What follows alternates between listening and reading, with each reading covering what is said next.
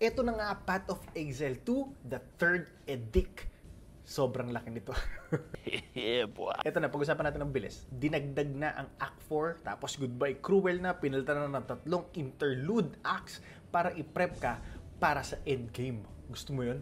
Marami ding fundamentals ang ni-rework, kagaya ng crafting changes, may sprinting na para mas mabilis ng pag-traverse natin. At ang pinaka-hype, asynchronous trade. Ibig sabihin, madali na mag-trade, mag-post, mag-sell, at syempre hindi mo na kailangan mag-camp whispers.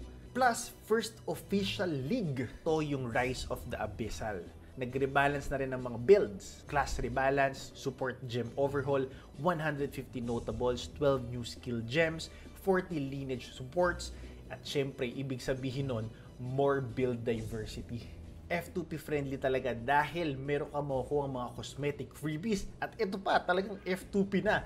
Free weekend event. Ibig sabihin, matadownload nyo yung game this weekend ng libre. Libre lang para sa ating mga hampas lupa. At ang pinaka-exciting part dito, hindi lang online ang mga freebies kasi pati offline o sa totoong buhay, pwede kayong makilaro sa mga participating kadiliman computer shop ng Path of Exile ngayong weekend din na to. O so paano, wag mo na palalagpasin yung mga yan, ha? Pwede ka rin manalo ng mga prizes dyan. So paano, kita-kits tayo sa Path of Exile 2. Best game ever.